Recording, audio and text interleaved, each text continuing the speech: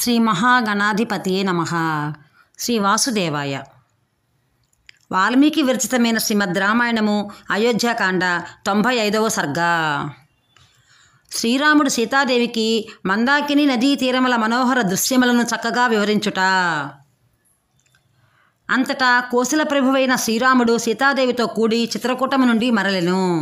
క్రమముగా మహాపురుషుడు మందాకిని తీరమునకు చేరి పవిత్ర జలములతో మనోజ్ఞముగానున్న ఆ నదిని ఆమెకు చూపించెను. కమలాక్షుడైన శ్రీరాముడు నిండు పున్నమ నాటి చంద్రుని వలె ఆహ్లాదకరమైన ముఖము గలదియు ఒప్పుల కుప్పయు అయిన విదేహ రాజకుమారియగు సీతాదేవితో ఇట్లు నన్నెను. ఓ సీత, రమ్యమైన ఈ మందాకిని నదిని దర్శింపము. ఈ నదీ తీరములు చిత్రవిచిత్రములైన ఇసుక తెన్నెలతో అలలారుచున్నవి. ఇందు హంసలు బెగ్గురు పక్షులు విహరించుచున్నవి. ఇందులి కమలముల శోభలు అపూర్వములు. తీరముల ఎందలి నానా విధములగు వృక్షములు పువ్వులతో పళ్లతో విరాజిల్లుచో నదికే వన్నె తెచ్చుచున్నవి. కుబేరుని యొక్క సౌగంధిక సరస్వలే ఇది వెలుగులను విరజిమ్ముచున్నది. ఈ నదీ జలములు నిర్మలములు, మధురములు, తీరములు రమణీయములు.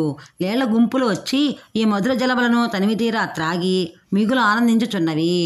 అవి నీళ్లలోనికి దిగినప్పుడు జలములు కుంకుమ రంగుగా మారుచున్నవి. ఈ దృశ్యములన్నీ నాకు ముచ్చట గొలుపుచున్నవి. ఓ ప్రాణేశ్వరి, శ్రేష్టమైన నారచీరలను ధరించి జడలను జింక చర్మములను దాల్చిన ఋషీశ్వరులు తమ నియమములను అనుసరించి తగిన కార్యములందు ఈ మందాకిని నదిలో మునకలు వేయుచుందురు. ఓ విశాలాక్షి, మరికొంతమంది మునులు తీవ్రమైన నియమములను పాటించుచో భుజములను పైకెత్తి దీక్షతో సూర్యభగవానుని ఉపాసించుందురు. గిరిపై గల చెట్ల కొమ్మలు గాలికి అతివేగముగా అటునిటు ఊగుచున్నవి. ఆ వృక్షముల పువ్వులు ఆకులు నదికి ఇరువైపులా రాలుచున్నవి. ఈ స్థితిలో పర్వతమే నృత్యము చేయుచున్నదా అన్నట్లు తోచుచున్నది. ఓ జానకి, మనోహరమైన ఈ నదీ దృశ్యములను చూడుము. కొన్ని తావుల యందు జలములు స్వచ్ఛములై మణుల వలె భాసిల్లుచున్నవి. కొన్ని ప్రదేశముల యందు ఎత్తైన ఇసుక తిండులు కనులకు ఇంపు గొలుపుచున్నవి. కొన్ని చోట్ల సిద్ధపురుషులు గుంపులు గుంపులుగా చేరి స్నానములను గావించుచున్నారు. ఓ వైదేహి, అటు చూడము. గాలికి వృక్షముల నుండి రాలిపడిన కొన్ని పువ్వులు నది యొక్క 2 తీరముల యందును వ్యాపించి ఉన్నవి. మరికొన్ని పుష్పములు నీటిలో పడి తేలియాడుచున్నవి. ఓ కళ్యాణి, చక్రవాక పక్షులు ఆడ మగ పక్షులు పరస్పానురాగములను ప్రకటించుకొనుచో మధురముగా కలవరములను గావించుచో నదీ తీరముల యందు గల పుష్పరాశుల పైకి చేరుచున్నవి. ఓ నిర్మల స్వభావురాలా, నీవు నా పక్కనే ఉండుట వలన చిత్రకూట పర్వతమునందలి మధుర దృశ్యములు మందాకిని తీరమునందలి రమ్య ప్రదేశములు అయోధ్యాపురము కంటెను అధికముగా నన్ను అలరింపజేయుచున్నవి. ఓ రమణి, జితేంద్రియములను పుణ్యాత్ములను తప్ప సంపన్నులను అయిన సిద్ధపురుషులు ఈ నదీ జలముల యందు స్నానములను ఆచరించుచుంటే ఇవి మిగుల పునీతములైనవి. కనుక నీవు నాతో కూడి పవిత్ర జలములలో స్నానం ఆచరింపము. ఓ సుందరి, నీవు నీ సఖీమణులతో క్రీడించున్నట్లుగానే ఎర్రని తెల్లని పద్మములను ఈ మందాకిని నదీ జలములలో ముంచుచో జలక్రీడలు సలుపుము. ఓ వనిత, ఈ వనమునందు సంచరించు జంతువులను పొరజనులను వలె భావింపము. ఈ చిత్రకూట పర్వతమును అయోధ్యగా తలంపము. ఈ మందాకిని నదిని సరియు నదిగా చూచుకొనుము. ఓ వైదేహి, ధర్మాత్ముడైన లక్ష్మణుడు నాకు అనుసరణల్లో మెలుగుచో సేవలు అనుచుచున్నాడు. నీవు నాకు అనుకూలవతివైన సహధర్మచారిణివి. మీరిరువురును నాకు ఎంతో ప్రీతిని గుచ్చుచున్నారు. ఓ మైథిలి, నీతో కూడి త్రిసంధ్యలయందును స్నానమాచరించుచున్నాను. కమ్మని కందమూలములను ఆరగించుచున్నాను. అందువలన అయోధ్య కానీ కోసల రాజ్యము కానీ నా తలంపునికే వచ్చుటలేదు. ఈ మందాకిని నది లేళ్ల గుంపుల సంచారములతో రమణీయముగా ఉన్నది. ఏనుగులు సింహములు వానరములు ఇందలి మధుర జలములను త్రాగుచో పరస్పర వైరములను మాని ప్రశాంతముగా జీవించుచున్నవి. చక్కగా వికసించిన పూల చెట్లతో ఈ నదీ తీరములు మిక్కిలి శోభాయమానముగా ఉన్నవి. ఈ నదీ జలములలో స్నానము చేసిన వారికిని ఈ వృక్షఛాయలలో విశ్రాంతి గైకున్న వారికి శ్రమలు మటుమాయమగును, ఆనందములు పెళ్ళుబుకును. ఇది తథ్యము. రఘువంశవర్ధనుడైన శ్రీరాముడు ఇట్లు మందాకిని నదిని గూర్చి అనేక విధములుగా వర్ణించుచో సీత తనకు తోడుగా ఉండగా కాటుక వంటి కాంతులతో విరాజిల్లుచున్న ఆ చిత్రకూట పర్వతమునందు విహరించెను. వాల్మీకి మహర్షి విరచితమై ఆదికావ్యమైన శ్రీమద్ రామాయణ మందలి అయోధ్యాకాండనందు 95వ సర్గ సంపూర్ణము. జై శ్రీరామ్. శ్రీ మహాగణాధిపతియే నమః. శ్రీ వాసుదేవాయ. శ్రీమద్ రామాయణము అయోధ్యాకాండ 96వ సర్గ. అడవి మృగముల అలజడలను చూసిన శ్రీరాముడు అందులకు కారణము తెలుసుకొనుము అని లక్ష్మణుని ఆదేశించుట. భరతుడు సైన్యములతో అతడికి వచ్చినట్లు గమనించి అతనిపై లక్ష్మణుడు కారాలు మిరియాలు నూరుచో అన్నతో పలుకుట. మిథిలానగర ప్రభువు యొక్క కూతురైన సీతాదేవికి ఆ విధముగా మందాకిని నదిని చూపించి శ్రీరామచంద్రుడు భార్యా సమేతుడై ఆ పర్వత సమతల ప్రదేశమున కూర్చుండెను. పిమ్మట అతడు తాపసులకు భోజ్యమైన ఫలమురముల గుజ్జుతో ఆమెకు తృప్తిని గుర్చి ఇట్లు లాలింపసాగెను. ప్రాణేశ్వరి, ఈ ఫలములు మిక్కిలి పవిత్రములైనవి, మధురములైనవి. ఈ కందమూలములు అగ్నిపై చక్కగా కాచబడినవి అని ధర్మాత్ముడైన రఘునందనుడు సీతాదేవితో పలికెను. సీతారాములు ఇరువురును ఆ పర్వత ప్రదేశమున కూర్చుని ఉండగా అతడికి చేరుచున్న భరతుని సేనల సవ్వడులను, వాటి పాదముల తాకిడిచే పైకెక్కిసిన ధూళులను ఆకాశమును తాకుచో ఒక్కసారిగా ప్రకటితములయ్యను.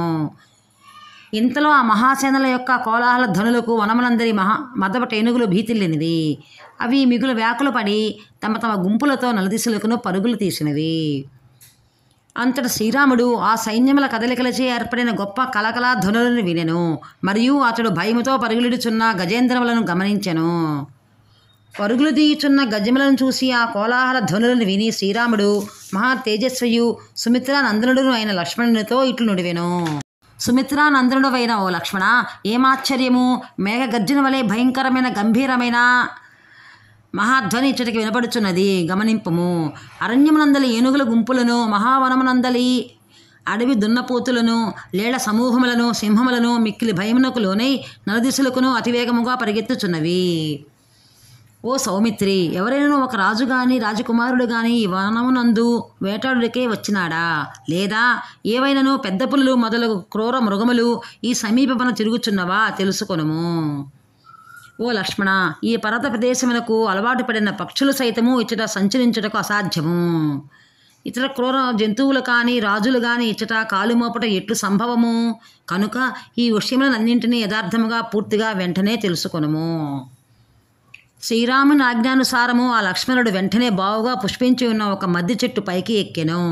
అన్ని దిక్కులను పరిశీలించుచో ప్రత్యేకంగా తూర్పు దిశ వైపు పరికించి చూసెను. పిదప అతడు ఉత్తర దిశ యందు తన దృష్టిని నిలిపి చూడగా ఆయనకు ఒక మహాసేన కనిపించెను. అది రథాశ్వ గజ బలములతో నిండి ఉండెను. ఇంకనూ సర్వసన్నద్ధములైన కాల్బలములను అందు గోచరించెను. వెంటనే అతడు చతురంగ బలములతో కూడిన ఆ సేనను గుర్చియు రథములపై ఎగురుచున్న ధ్వజ పతాకములను గురించియు శ్రీరామునకు సూచనప్రాయముగా తెలిపి అనంతరము ఇట్లు వివరింపదొడంకెను. అన్నా శ్రీరామ, నిత్యాగ్నిహోత్రములను చల్లార్చుము. హోమ ధూపముల జాడలను బట్టి శత్రుసేనలు ఇటు రావచ్చును. వదిలేగు సీతాదేవిని ఒక సురక్షితమైన గుహలో భద్రముగా నుంచుము. వింటినారిని సంధింపము. ధనుర్బాణములతో కవచధారి సిద్ధముగా నుండము. అంతటా నరశ్రేష్ఠుడైన శ్రీరాముడు ఆ లక్ష్మణునితో, ఓ సౌమిత్రి, ఆ సేన ఎవరిదో ఏమో బావుగా పరిశీలించి గుర్తింపము అని పలికెను. శ్రీరాముడు ఇట్లా పలికిన పిమ్మట లక్ష్మణుడు మిగుల కోపోద్రిక్తుడై అగ్నివలే మండిపడుచో ఆ సేనను దహించి వేయుచున్నాడా అన్నట్లు చూచుచో అతను అన్నతో ఇట్లనెను.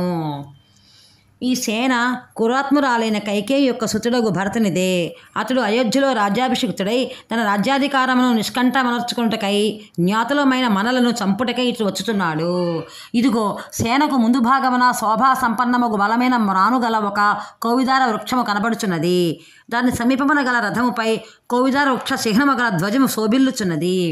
ఇదిగో త్వరగా పరిగెత్తగల గజముల నెక్కి అశ్వికులు ఇటు వచ్చుచున్నారు. అట్లే మదటేనుగులను అధిరోహించి గజ యోధులను ఉత్సాహముతో ఇటే వచ్చుచున్నారు. మహావీరుడవైన ఓ అన్న, మనము ధనుర్ధారులమే పర్వత శిఖరముల మీదికి చేరుదము. లేదా కవచములను అస్త్రశస్త్రములను ధరించి సర్వసన్నద్ధలమై ఇచ్చటనే ఉందము. ఓ సోదరా, యుద్ధరంగమున ఈ కోవిదార ధ్వజము మన వశమగునా? అట్లే నీకును సీతాదేవికిని నాకును ఇట్టి మహా కష్టములను తెచ్చిపెట్టిన భరతుని చూడగలమా? ఓ రఘునందన, ఇతని మూలముననే కదా నీవు రాజ్యాధికారమును శాశ్వతముగా కోల్పోయటం జరిగినది. అట్టి శత్రువైన భరతుడు ఇప్పుడు మన చేజిక్కినాడు. ఇంకా నా చేతిలో అతనికి చావు తప్పదు. ఓ రఘువీర, భరతుని చంపడ దోషముగా నేను తలంపను. ఏలననా ఇదివరలో మహా అపకారం చేసిన వారిని వధించట అధర్మము కాదు కదా. ఓ రఘువీర, భరతుడు లోగడ మనకు తీరని అపకారం చేసినాడు. కావున అతనిని చంపి నీవు సమస్త కోసల రాజ్యమును ఏలుకొనము. ఏనుగు బారిన బడి నేల కూలిన చెట్టు వలె నేడు యుద్ధరంగమున భరతుడు నా చేతిలో హతమగుట సత్యము. అట్లు మృతుడై నా కుమారుని చూసి అంతులేని రాజ్య కాంక్ష గల కైకేయి కుళ్ళి కుళ్ళి ఏడ్చును. నేడే కైకేయిని ఆమెతో అనుబంధము గల మందరాదులను అందరినీ వధించి వేసేదను. ఆమె కారణముగా ఎంతయో కలుషితమైన ఈ భూమండలమునకు పాప విముక్తి కలిగించెదను. గౌరవమును ఇచ్చిడివాడా శ్రీరామ, నేటి వరకును ఎన్నో అవమానములను భరించితివి. నాలో రగులుచున్న కోపాగ్నిని అదుపు చేసుకొనిచో వచ్చి తిని, ఇక ఊరుకున్నచో లాభము లేదు. అగ్నిచే ఎండు గడ్డిని వలె నా కోపాగ్నిచే ఈ శతు సైన్యమును భస్మనర్చెదను. నేడు శతు శరీరములను నా వాడి బాణములచే చీల్చి వైచచో ఈ చిత్రకూట కానన్న రక్తశక్తమనర్చెదను. నేడు ఏనుగుల కుంభస్థలములను గుర్రముల గుండెలను నా నిశిత బాణములచే చీల్చి చెండాడిదెను. కాల్బలములను హతమార్చెదను. ఆ మాంస కంఠములను పెద్ద పులులు మున్నగు క్రూర జంతువులు లాగికొని పోవుగాక. ఇచ్చట జరుగుచున్న యుద్ధమున సైన్యములతో కూడా భరతుని వధించి నా ధనుర్బాణముల రుణమును తీర్చుకొందును. ఇందు సందేహము లేదు అని లక్ష్మణుడు శ్రీరాముడితో పలికెను. వాల్మీకి మహర్షి విరచితమే ఆది కావ్యమైన శ్రీమద్ రామాయణ మందల అయోధ్యకాండనందు 96వ సర్గ సంపూర్ణము. జై శ్రీరామ్.